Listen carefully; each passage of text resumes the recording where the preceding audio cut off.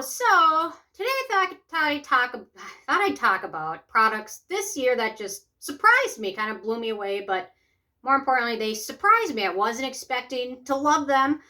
I wasn't expecting them. I just wasn't expecting it. They surprised me, they blew me away, and I ended up loving them. So I've got, I don't know, about 10 products this year that came out that really ended up surprising me. So first I'll start with the Pacifica Vegan Ceramide Barrier Repair Cream. This one really surprised me, mostly because Pacifica is pretty known to have a lot of products, but generally most of them have fragrance, if not pretty much all of them have fragrance in them to varying degrees. But this one came out and it was just good. Lots of ceramides, amino acids, good ingredients, and no fragrance. And I love the texture. The price of it's good. Packaging is nice. So it really just ended up surprising me that I ended up really loving a Pacifica product this much. Although I have a list of products that surprisingly I hated, and Pacifica has one on that list. So can't run them all, but this one is a good one. They also have an eye cream and a cleanser. The cleanser was very gentle, not best for removing things, but very gentle and no fragrance. So this one surprised me, wasn't expecting it, blew me away. Next up, we've got, this is kind of the same thing.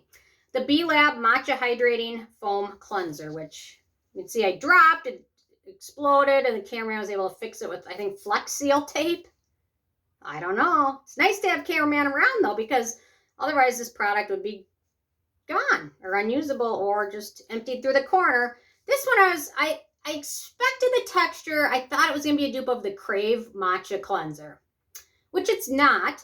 It's totally different than that. It's got a thick texture, creates a nice lather. It's totally different than it, but I loved it. It works well. It does a pretty good job if you're feeling kind of tired and you don't want to go through 2 steps. It does a pretty darn good job of removing sunscreen, makeup, things like that. And it doesn't leave your skin feeling dry. A lot of really foamy, lathering cleansers can leave your skin feeling dry or squeaky clean. This one doesn't do that at all, and it's also pretty affordable. So this one really surprised me. I didn't see it coming a mile away.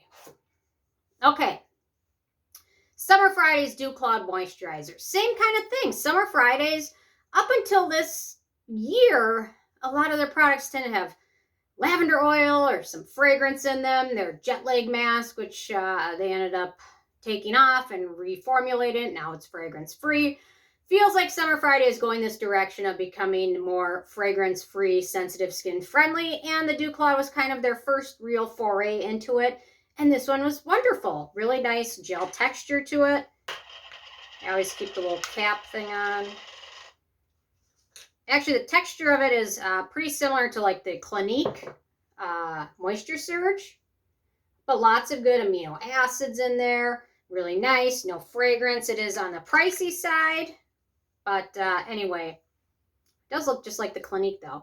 Anyway, so I really ended up enjoying it, loving it, very happy with it. So I did not see that one coming from Summer Friday at all. And their lip balm is also great. Oh, I repackaged that one too recently. So, okay, so next up, the Cosrx Goodnight Low pH Peeling Gel.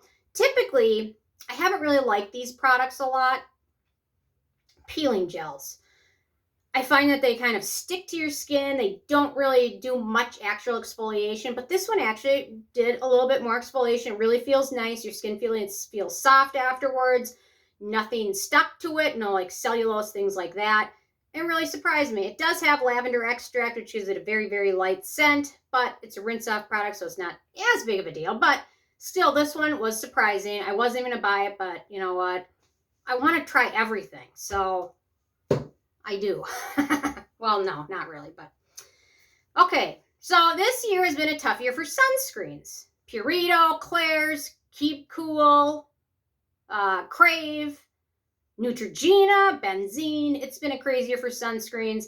And Round Lab reformulated their Birch sun cream, and they did a great job, I have to say. It's really nice. It feels like a little bit of a thicker moisturizer, but it feels nice on your skin.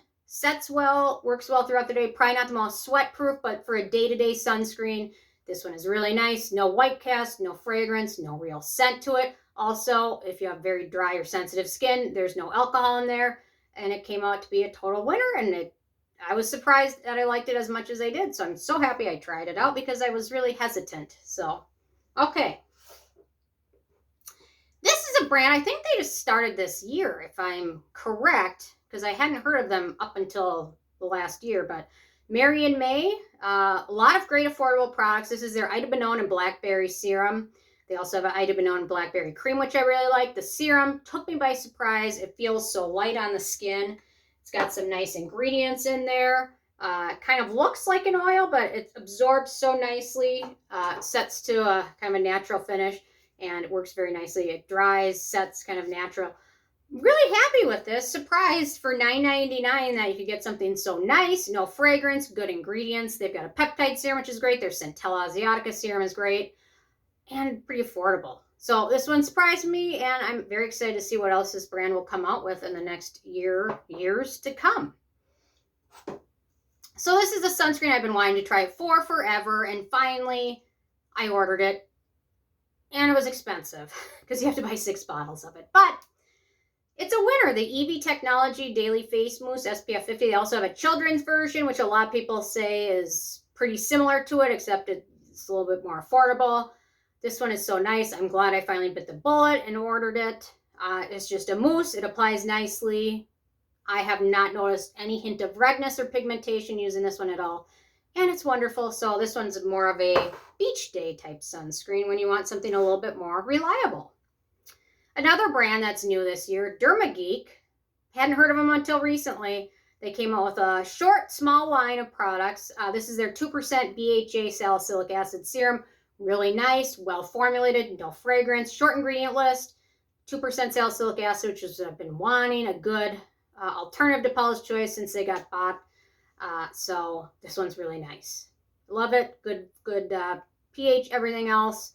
Pretty effective, efficient, and decently affordable and available at Target and Walmart. So it's not expecting that one. You know what? There's not a lot of good exfoliants, just drugstore brands. There just isn't. I don't know why, but there's not. And finally, that brand came out. And then last but not least, Peach Slices came out with their acne line. Their cleanser, if you have very sensitive skin, I don't recommend the cleanser. The toner is great, but the moisturizer is my favorite. I love a good moisturizer with salicylic acid in it, and this one is a winner. Really happy with it. Feels hydrating, doesn't clog pores at all, and a little bit of salicylic acid and beneficial ingredients and no fragrance in it. So surprised me. I wasn't expecting that. So anyway, these are all my surprise favorites from this year. Tomorrow I'll be talking about my surprise losers. Or not winners. Maybe not tomorrow, but the next day. But anyway, this week. So anyway, I'm interested in hearing from you guys if you had any surprise products that just amazed you, blew your mind, and you love them. So anyway, leave a comment with that. Hopefully you have at least one.